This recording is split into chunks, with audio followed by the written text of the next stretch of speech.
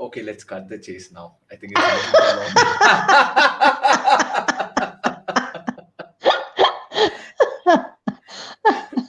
So I was just waiting. Who's going to do that? Break the silence and start talking.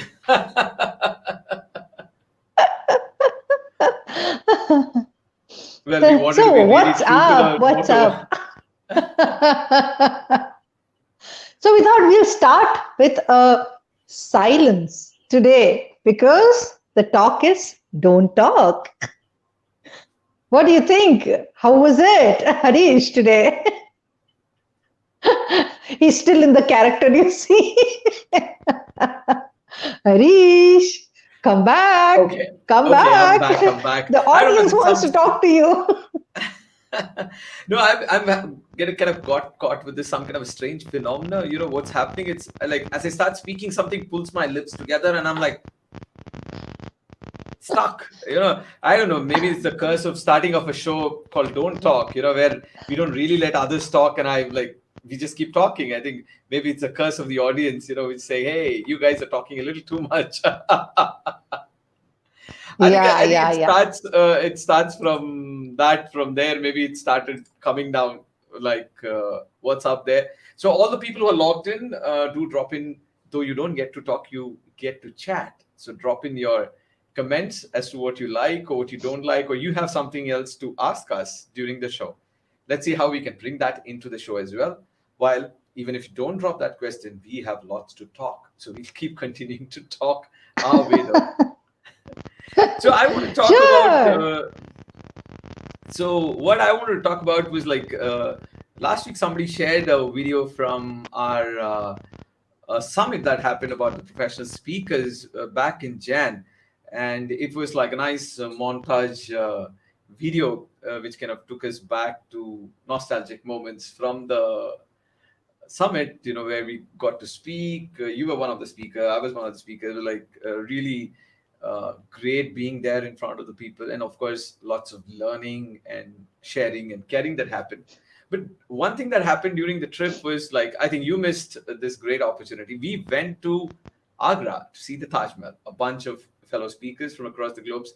We went to Taj Mahal, and what we wanted to do was go soak in some Taj Mahal, and of course do some fun 360-degree shots of spinning around the Taj and standing and doing all that. We had some great moments, and you could see all of that moments on my Instagram profile on Out the Box Live. So if you want to catch some interesting photos and all that, you can catch it up there. And that's where Agra has been like great, and it always reminds me of great nostalgic moments from the place. What's your experience been Yeah. with Agra?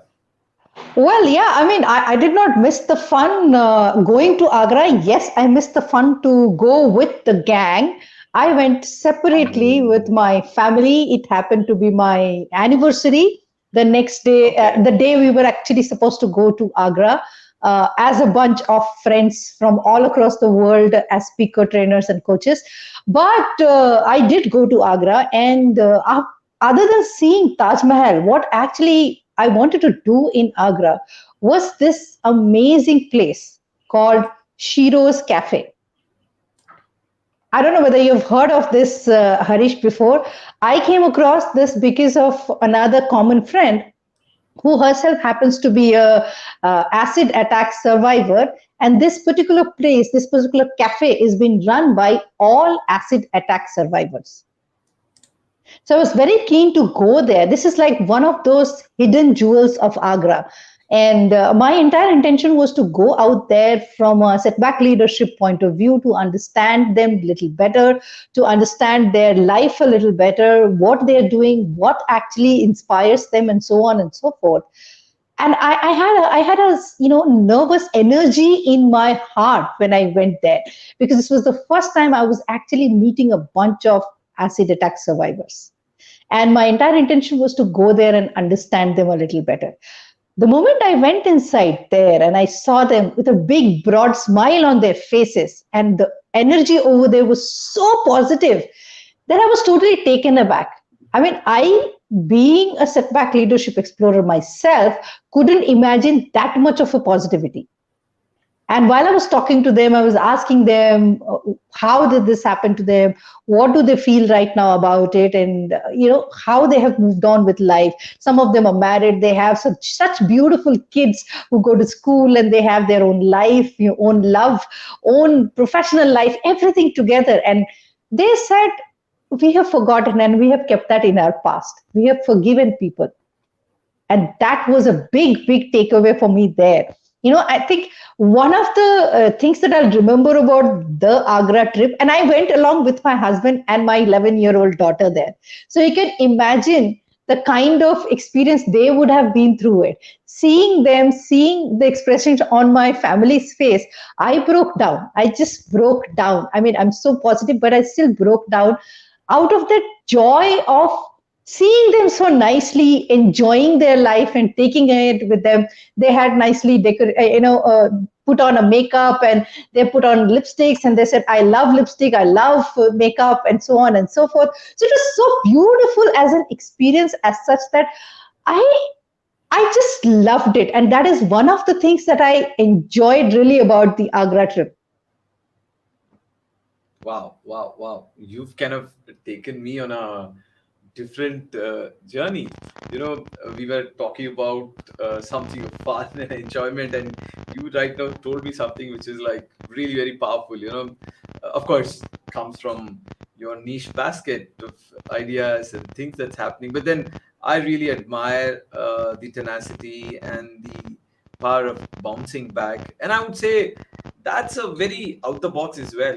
It's like instead of playing the victim card, you're out there and you're playing the powerful card. That's of being there and showing to the world how things can be different and how you can take it in a very positive stride. And that's what actually the world needs today.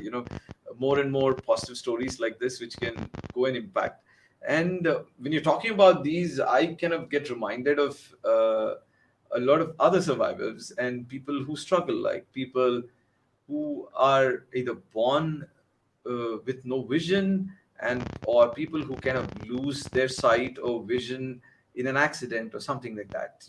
How life turns for them. At one point of time, life is all colorful and beautiful and all that, and then there is no images, and the rest of the images are what either you create in your mind. Sometimes for those who've never seen an image, it's complete fantasy. It's a beautiful, like, I always wonder what's the kind of images that they see in their head, because they've not seen color. They probably felt texture, they felt smell and sound, but they've not seen of and sense of light and color. But what kind of images do they form? Is it just black, or is there something that goes inside? And I was very intrigued with this idea, and I constantly keep looking for ideas across the world which are kind of out the box, or people who are doing different things or innovative things. And I kept looking, and then I bumped into this wonderful innovation that a company had done, and this is called as Ira. This is a smart pair of glasses for the visually challenged. Largely, what happens is this is a glass which is kind of has a camera kind of a thing, and it's kind of connected to your mobile device, and there's a speaker connected to the side of the glasses. So what happens? The guy who's wearing it, he's actually, the camera is sensing the images in front. It's kind of telling him what's going on, and the navigation is telling him where he's going or what he's seeing. And he also gets to maybe show that back to the world, what he saw and came back. Maybe not directly through his this thing, but he has a mechanism to capture and throw it to the world. And of course, a very practical way of navigating and moving around. I thought, what a wonderful solution. It's actually not a very complex solution.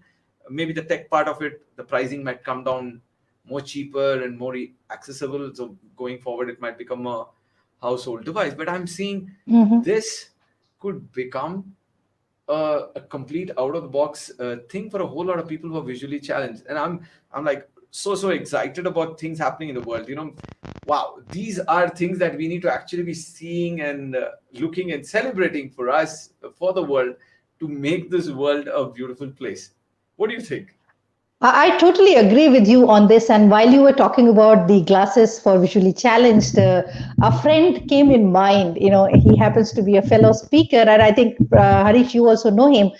Jay Narayan, we met him in PSS Right, right. 2021, right? And he also happens to be visually challenged at this point in time. He gradually lost his eyesight over a period of time. But then when you meet him, he's so full of energy, and he's got some amazing ideas about life, about setbacks, about the way you kind of change your entire perspective about your life, your positivity, the mindset, and so on and so forth. I love him. Jay, a big shout out to you and to Sharm as Yeah. well, who happens to be his partner and partner in crime in true sense. Both of these are adorable couple.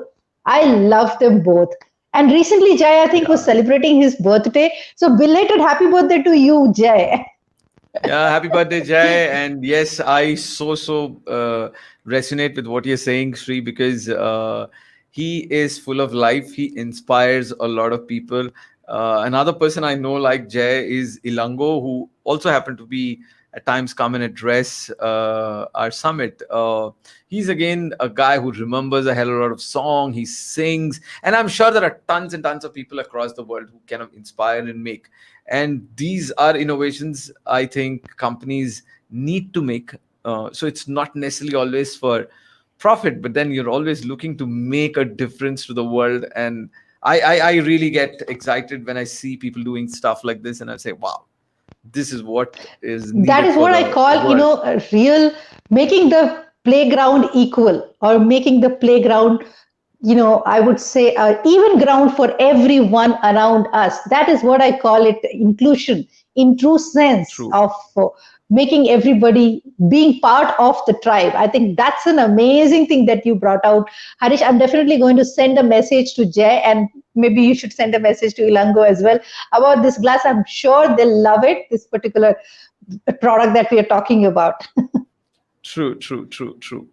And then what else has been happening? I know you're kind of out of the lockdown, and so how are you totally out, or are you still kind of battling, or are you still stuck to your chair in front of the desk Well, most of the as time of of the now, day? I'm definitely stuck to my chair for the next 15-20 minutes. But yes, I am not stuck to my chair. I have taken quite a few actions in my life during this lockdown to do some amazing stuff, some amazing work. One happens to be bringing out a book with 21 other authors. Another happens to be completing a number of 100 videos. I'm sure Harish will love this. I have Yes, recorded yes. and uploaded 100 plus videos in my different channels that and that I share with people with. So that is an amazing thing that I've done. But then when I was just reading a story about a 20-year-old student from Kerala. Her college, as usual, because of lockdown, closed down, and they couldn't go back to college, and they were not able to even do online learning from their college because the technology didn't support it. But what happened is, one of our teacher reached out to all the students saying that the UGC, uh, the body in India which takes care of the higher educations in India, they have come up with a program where kids can learn different foundational courses of different subjects through online channels, right? And they had partnered with something called Coursera, which was actually giving these programs. So the teacher told all the students, and some of the students took this bait, some of the students didn't do it, some of them actually completed 10, 15, 20, 50 courses. Now this particular girl, why I was so mesmerized and excited about this girl is, in this period of lockdown, she has gone ahead and completed 500 courses. What? 500? 500 courses. And I was like, wow. Like, I was excited that I only did 100 videos. But looking at her, I was like, oh, this is negligible. I don't think I can talk about my shooting 100 videos and taking it live. But that is the kind of productivity that I see in people who take regular actions. And when I was Yes. reading her interview, she said that I just went ahead and I liked these courses and I started doing it one after the another without loitering around or without losing the focus of things. And that is what happened. And because of this, what has happened today is that her teachers are super proud of her. She has gone ahead by far, ahead of her friends in the knowledge that he has and where she can be when everything opens up. I think that is what is a lesson on persistence and consistency. Whether you are talented or not, it doesn't really matter. What matters is that are you consistent and are you persistent? Do you have that focus? What would you say, Harish, about that? Well, I completely resonate with what you say, and persistence and consistency is the key. Because no matter how great you are, if you aren't persistent and consistent with what you do, you're not going to really get there. Like the whole story goes, how it's like the potter. I always tell the example of the potter. It looks very simple. It's a wheel, and you put the clay and just run the hands. But the first 10 times or 50 times that we try, what comes out is just a lump, and it's not a beautiful pot. But then it's that beauty of just sitting and sitting. How much of pressure, wear, and that little gentle tap of the finger makes all the beauty to come out. And that's out of being persistent on the wheel. And any craft that you do, be it learning, be it speaking, be it writing, acting, whatever you're doing, I see committed, persistent efforts really pays off. For some it might be quick, some it might take a little more time, and some they need to really evaluate. If it's just persistence, or are you honing up the right skills? It's like a combination of attitude, aptitude, skill, all of that combination that will make the magic happen. And you need to be very realistic about yourself. You shouldn't be chasing wild horses. Okay, I know I'm skilled at this, I can upskill myself to get to this place, and then I know I have the inborn talent of doing ABCD things, and then you combine those things, and then I'm sure it's going to be a great going. I like, of course, like even from this girl's experience, I'm seeing like, okay, doing 500 courses, okay, how much of it is greatness? Of course, from that 500 cases, I kind of take up consistency and commitment to do that. And if she's really taking up the crux of the 500 courses and applying back to her life or career, I'm sure she's going to be going places. And I think that's where she needs to be focusing next on, where how I'm going to take the crux and put it. And once you mentioned this about whole online education and all that, I was like emceeing a comedy challenge show, and there a couple of kids came upon with good humor content as to how they really dodge their online classes, how they kind of dodge and play with their moms and stuff like that, right from, when they want to say loading and it's kind of disconnecting. It's like, yes, ma'am, yeah, tup. And another one that they do is they just stand like this and they're like, so they do it knowingly, these kinds of stuff. So this teacher thinks that it's probably a bandwidth connection or bad connection. The teachers also have learned their tricks. They've known these tricks are happening. They said, okay, now that if you're done with your acting, I think your data connection is pretty good. Now get back to the classes. Then why I'm saying this, this whole way of education is changing into a whole new way. I talked earlier also about new education. One interesting stuff that's happening is facial recognition. Though facial recognition is happening with regards to your security, airports, and all sorts of stuff, education is another space where facial recognition is happening big time. Though in India we haven't seen a lot of adaptation in schools for facial recognitions, there is a lot of schools outside. They have facial recognition cameras running in the classrooms. So these cameras actually track the mood of the kid by the facial recognition. So when the teacher is teaching, the camera senses which kid is actually enjoying the class, which kid is not, which part of the course was exciting so that the kids showed a better reaction, and where it dipped down. So you get to know that this is a kind of a scenario where the kids are kind of treated differently and they do it differently in terms of their content. And that's exactly Nice. how the future is shaping up. You Yeah. don't really look at what the teacher is giving as a feedback or what the kids are, but the technology is going to map all of this and going to say, so there's a analysis going back to the teacher by saying, hey, at the end of the class 23% of the students were attentive. At the 28th minute of your classroom, it lacked total energy. See the reaction of kids. I'm sure that's the kind of analysis and report that must be going. And I'm sure we as speakers also need to adapt something like this. It'll be amazing. Quite a lot of times you address an audience, you're wondering, uh, how's this going? If I'm cracking a joke, it's cutting through the eyes, or if I'm saying this information, are they really soaking in? And if we could get some kind of a Google Analytics kind of a real-time monitoring on the side, when you're talking and you see the graph going up, down, then you know how you can tweak your content. And I'm really excited to look at technologies like these, which can spark up the new wave of communication, not only in schools, but like even in speakers and the whole communication angle. And I'm seeing facial recognition becoming a very interesting tool, changing things around for us. What do you think? So yeah, I have a question here. Now that a lot of us are going to Zoom lands regularly, right? And most often we are giving, talks, or we are talking to people where their videos are off. So this facial recognition, will it still recognize those people who are off on video? I think it's like how you need to get down to see. This is the new culture that you need to get to know. Where this shut off a video, or it's kind of, you're all kind of getting used to this whole multitasking mode.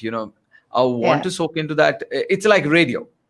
Yeah. You don't often want it like visual. And I'm seeing this, I kind of mentioned earlier also, I think in the last episode and other places, audio is going to become big again.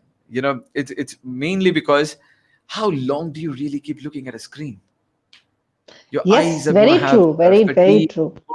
Get tired. You're going to be like, like I've had the last couple of days doing a whole lot of work in front of the screen, and you can see my eyes are hitting fatigue. You can see my dark circles come up, and I don't want to put up some makeup and cover that up, but then I'm going to be true to the world. But then lucky when I tell you don't have to put up makeup. But yeah, jokes we are naturally good looking, so I know. Oh, so I my take that God. as a compliment. I want to ask the audience here, what do you think about this statement by the Harish out the box? Can you come up with an out the box comment against him on this? The devil is always right. And no, but having said that, yeah, I think having said that, what you were talking about facial recognition and speaking, and in school as well. So I was thinking from a school point of view at the beginning, it might be slightly intimidating for students to start with, because then they can't just loiter around, think and look somewhere else and go in their dreamlands and all of that. At least I can talk about my daughter. She will be very, very wary of this, and she'll be always attentive and looking at ma'am carefully. So that will definitely happen. But I think where it can really help in schools is that the teachers get a real-time feedback about what is working and what is not. Like, yeah, I can tell you about one of the incidents that recently happened in the online classes, that my daughter wasn't liking a particular class, and she just came up with vague reasons. No, I didn't understand what she was talking about, or I did not get the clarity of the topic, or some weird reasons, some, I would say vague reasons. And that wasn't really clear in terms of what was the problem. I think facial recognition can genuinely tell you that exactly at this time, at this point in time, the student had this kind of a challenge, and because of which the attention dropped. I think that analysis would be a brilliant way for teachers to come up to speed and making it even more interesting for students. On the other hand, for speakers, yes, I'm totally excited about it, because the more I get audience feedback, the better I feel. I've told you this earlier also, Harish, talking to the camera is slightly off for me. Now I've started pretending that there is a big audience sitting on the other side of it. But then the real audience, the live audience, and their feedback is nothing that you can beat with, right? I mean, that is priceless. That has to be there. True, And true. if this happens, I will be the first one to adopt it. That's all I can tell you. Yes, yes, it's going to be happening soon. And I always tell this cue in terms of when you're doing a visual stuff, you're making a video. When you look through the lens there, you see 1,000 people, you see 100 people. See those 100 people in this circular dia, and if you learn the art of seeing those 100 people there, you'll start seeing, and always address to that one guy in the audience and make it very personal, make it a very one-to-one communication. It kind of resonates really well with people, and they take it up in a good spirit and mode. And I think that's where the whole magic happens. And coming back to the whole thing of how schools are going to use it, that's going to be a real lesson. They should rather not use that to pin the kids. That's going to be a disaster, because that's Mm-hmm. going to become, whereas they use that for learning, understand why the kid is like this, why it's happened, rather than be saying, hey, you know what, I caught you dreaming, I caught you looking out of the window, and here's a punishment for it. That's going to be the complete negative side of using a technology like that. I would say strictly no for something like that. I've seen some schools and colleges fit in cameras, and I'm like, okay, but then too much of policing is not something I really.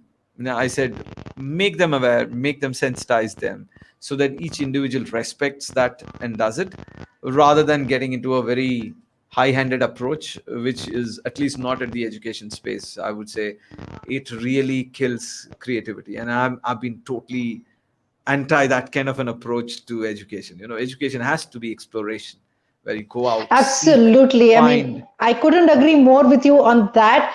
And as I said, now that everything is online, and my daughter sits inside the room and closes her door and does what I don't know what. And sometimes we have, in fact, spotted her watching some random YouTube videos in between classes. And reprimanded her for that. But then, having said that, yes, they also need that break from the monotony of the online looking at a particular screen and trying and concentrating on that. So, of course, other than telling them to come out, look outside the window towards the far side of yourself, instead of looking into the into the screen for that long. There are other ways to deal with it, and I totally agree with you that pinning the kids with this technology is definitely not a good idea to use this technology. Yeah, yeah. And I've been thinking on one end, with this whole uh, situation, so much of technology, advancement, communication, facial recognition, holographic projection, visual content happening. This is like a whole tech drive that's happening. On the other hand, I see it's about you want to hit a Zen mode. You try and cut to do something, like you can abstain from whole tech, you kind of leave all tech behind, and you say, hey, you know what, I'm going to be for the next few days just looking at nature, looking at the sky, uh, doing something. I remember last couple of days back, I just went over to the place's water tank. Me and my daughter went over to the water tank and just did stargazing. It's so amazing and wonderful, because it's like just makes you so because I read somewhere it says at any point of time you feeling a little low and you want to feel high, go do stargazing or just look up at the sky, and it just gives you that grandeur and vastness. You start feeling, wow, amazing. And these are little Yes. things, it's like you wander around, you kind of explore and get it back. And I remember a friend of mine, he's a digital communication expert, he's a blogger. So he came up with a app, his name is Saurav Jain, and he came up with a thing called as a digital upvas. So he said, if you want to Ah. subscribe for a digital upvas, so a lot of people subscribe to that. And the ones who subscribed, what happened was they could not access any of their most of their digital content and devices and social media. And it was literally a upvas. So you're fasting and you don't get to get onto the digital medium. I kind of agree and like the idea that what he did, But I'm also, in fact, pushing it a little beyond that. I'm saying, do you really need another tool to actually drive something like that? Or can you drive that in your head? Because I believe if you can drive that in your head and say that, you know what, the next few days I'm on a detox mode, not like, or a detox mode, I'm doing something else. Other day I was chatting with another fellow speaker friend, I know well, Kevin Cottom, the no who has the nomadic mindset. He puts out few things very wonderful. You either have a settler mindset or you have a builder mindset, whatever the kind of mindset that you or you have the nomad mindset. So if you are those kinds, you tend to either get settled, or you want to build something, or you want to be really agile and move in life. You keep that nomad mindset, and for all of that, I think a lot of these tech gadgets kind of hold you and kind of make you stationary. Whereas the more liberated you are going to be is when you're probably more thin, agile, minimalist. And I'm trying hard to get onto a more minimalist drive in my life, and I'm sure that's going to help me get to a more nomadic mindset. What about you in these lines? So I have a question here for you, Harish. Which is the first thing that you're going to shed to adopt minimalist lifestyle? I know which it's a tricky question coming from your end. At this point of time, I'm not shedding my gadgets. I knew that because you're a gadget man. I'm probably going to shed the amount of shoes that I wear. I'm like cutting down on that, and I'm trimming down on my wardrobe, maybe. I'm sounding more like a lady like here right now. Hey, you know what? I'm cutting down on my shoes. I'm cutting down on my wardrobe and accessories and stuff like that. Yes, I'm probably started on that mode. So secret, okay? Not only girls, even men like Harish has lots of shoes and a lot of clothes. Yes. Oh, I love colors. And at one point of time, I used to have literally choosing my palette. I would have like a green, blue, gray, red, yellow, all sorts of shades of footwear. But then over a period of time, I've kind of realized I don't really need that kind of variety. But then I love good footwear, not necessarily, and I love a lot of Indian stuff. You will see me a lot of time on Indian prints. My wardrobe has become kind of fairly Indian prints as such over the years. You're wearing one right now, aren't you? Yes. Yeah, right. So if you ask me, what am I going to shed and how am I going to, adapt to the minimalist lifestyle?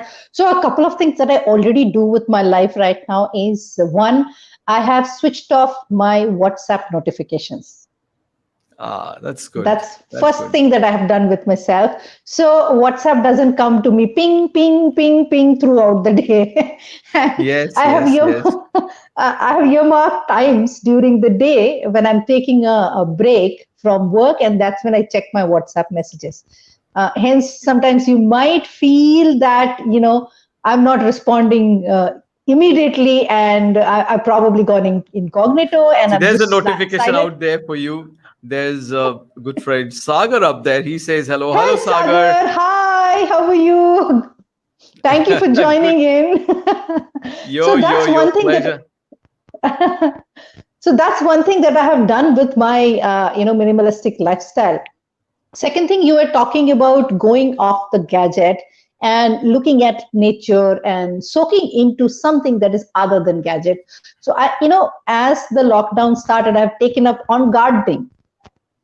And I use that as a de facto, I would say detoxification for myself on a daily basis. Like every day morning, I get up, and after I have done my morning chores, I just go out and have a look at my garden and see, okay, which leaf has grown a little bit more bigger, which bud has grown a little bit more bigger, which one just flowered today, and which stems have grown a little bit more, and things like that. And that is an immense pleasure.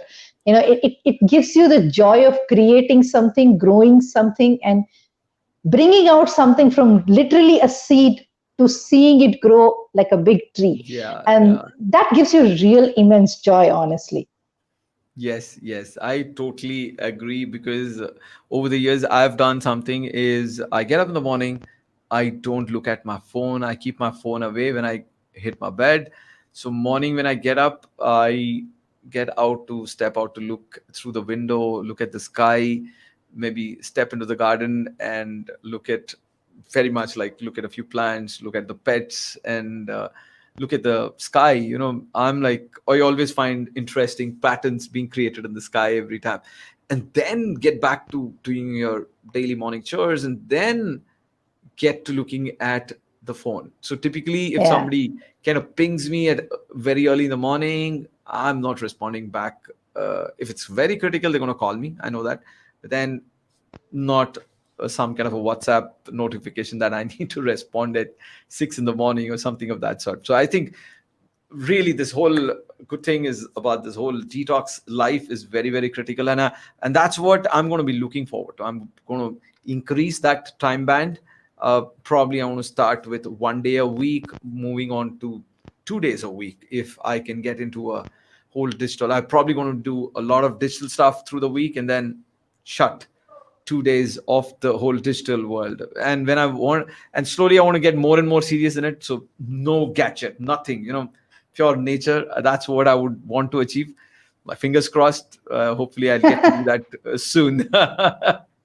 Nice. So So good we'll get evening. to I think see. actually it's been a nice chat. We spoke about a whole lot of things across the world to where life is heading for all of us.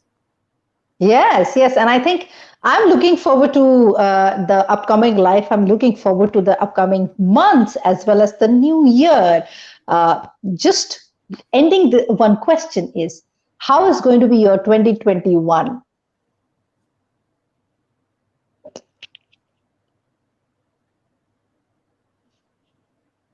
Don't answer. Think about it. Harish is already not answering. Looks like he's gone into a minimalistic mode already. So, yeah, where is your halo, Harish? Where is your halo? I don't see it yet. It's there on your head. Ah, all right. So I think as he's getting into that Zen mode already, I think we'll close today's session with this.